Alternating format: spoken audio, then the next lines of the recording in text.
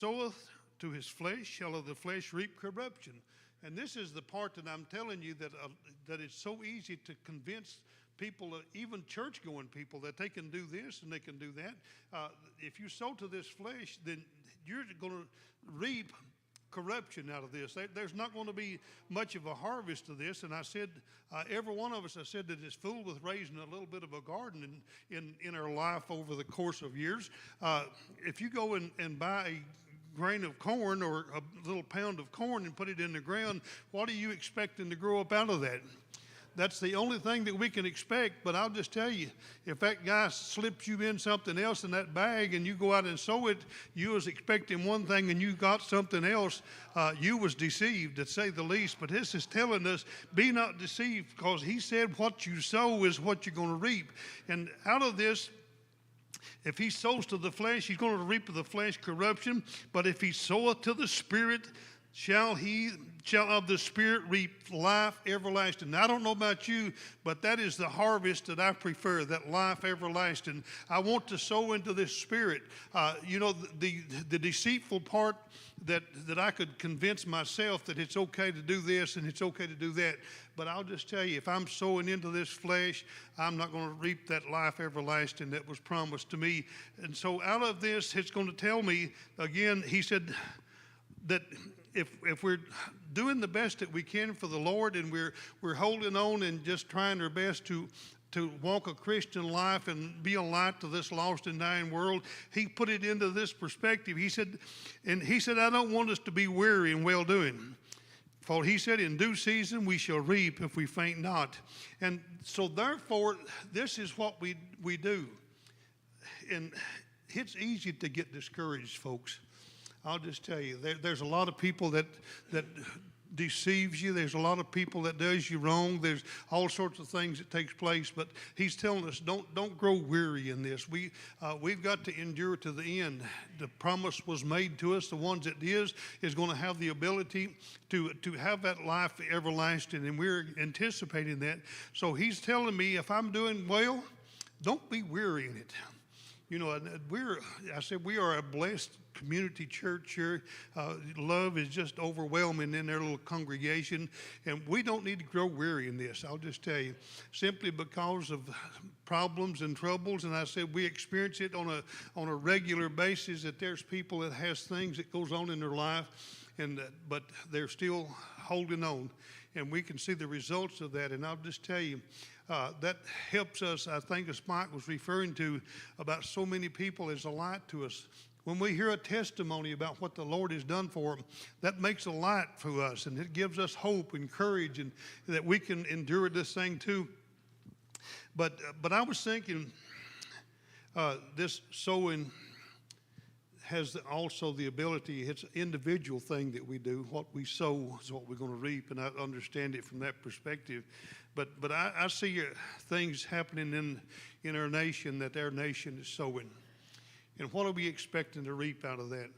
All the ungodly things that they're promoting and encouraging and taking place. And I'll just tell you, there's not going to be much of a harvest if we don't change the way, that this world is actually living the day that we're living in.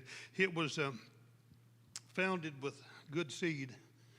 The parables that Jesus gave, even I'm assuming that Paul was the one that wrote this letter to the Galatians, they made things simple enough to where it was not complicated to understand what they was trying to point, that they was trying to get across.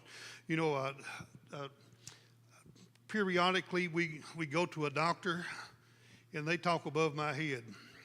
Everything that they tell you, they give you numbers, and they tell you all these big long words that takes half of the page to write it down.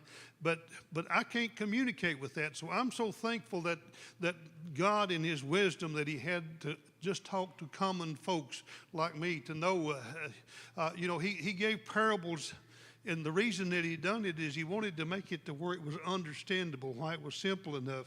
And this is how that he even referred to the sower that went out and sowed seed. And then he explained what that was in the later part of the later part of the parable. It was not just a little story that he was trying to tell. He said that sower went out and sowed, and and some of the seed that fell on dry ground, stony ground, different parts of the ground, and he incorporated into the latter part of that in the explanation. He said that sower is the word, and this thing that the sower went out and sowed. So this is how that we're doing this. But he said, let us don't be weary in well-doing, for in due season we shall reap if we faint not. As we are therefore an opportunity, let us do good unto all men. But there was a clause in that. But he said, especially to them that are of the household of faith. We need to be good and kind and compassionate to everybody that we come in contact with. But I'll just tell you, if we need to be compassionate with somebody, it is especially to us that is in this group of people. And I said, I can see this. I relate to this about how compassionate and how caring that this congregation is. When you've got a problem, the whole church is, when one member of the body suffers, who else does with it? The whole body suffers with it. And we see that. Simply because it's just the way that we have been blessed by the Lord to kind of live according to what His Word. And He said, let us do good unto all men, especially to them that are the household of faith. And he continued on,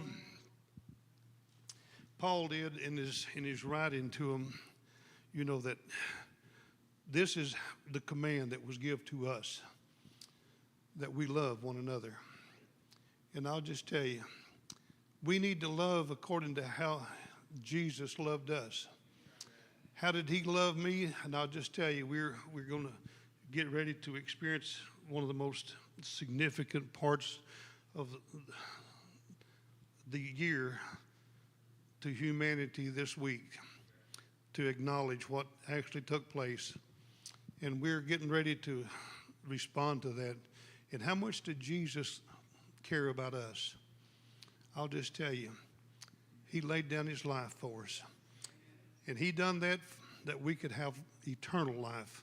And I'm so thankful for that tonight. I'll just tell you, we're just so blessed to be part of a family of God that is compassionate and caring about each other. And not only this, I said, it's just our Christian walk that we're walking, that we care about other people. I mean, we're compassionate about lost people that's out there in the world. I don't want them just to be thrown aside. I would love to help somebody and get them to come to an altar of prayer and call on the name of the Lord. It would be, just a wonderful thing that when we get to our destination and we stand there and we are just experiencing the eternal life that's going to be there, and somebody came up to you and said, you had an impact on my life. You was the cause that I seen that Jesus Christ had a significant part of your life, and I wanted what you had. Wouldn't that be just absolutely amazing? They used to put it into this perspective, that if you had the ability to help somebody to come and get saved, that it incorporated a star in your crown. I can't relate to that, but still yet, I would like to have that, just that significance of knowing that we help somebody else along this way. But I'll just tell you, folks, we're living in a deceitful world, and if we'll stay faithful and true to the Lord, that there'll be nothing that can overcome us if we'll do that. And I'm just looking forward to just a few more days that the Lord is, if He tarries, that we're maybe going to see an expansion or see this draw. The thing that drawed me into it, I would love to see that come back into existence before Jesus comes back again, and see lost people begin to come in. We've seen the reverse of it too long, for people that come and they're drifting back out, but we want to see that tide begin to come back in, and see them lost souls that begins to come to an altar of prayer with tears streaming down their face, and knowing that is the Lord that's drawing them into this. But I'll just tell you, folks, it has given us wisdom to be able to live this life according to what this word tells us to do. Take heed, be not deceived. And I'll just tell you, we encourage us. How do you not be deceived? Just exactly what Jesus Christ used against the devil every time he'd come against him. he would come back with him with the word. And that's how that we have to live our life. We have to know what the word tells us, and this is how that we can fight that battle tonight. I can't stand here much longer. My back is beginning to twitch. And before we do actually dismiss, I think I'll ask this congregation one more time to offer a sacrifice of prayer for my back. I don't know what happened to it just all at once, but still yet tonight we're just so thankful to be part of this congregation. What a blessing it is to be part of it. So if you will, we're going to give you an opportunity, and I'll just tell you, folks, dig into the word. Absolutely. It'll keep us. It'll be a foundation that we can build on, that nothing will have the ability to deceive us. So we're going to ask you to come right now. If you want to come to the altar and pray, we trust that you're going to endure to the end on this.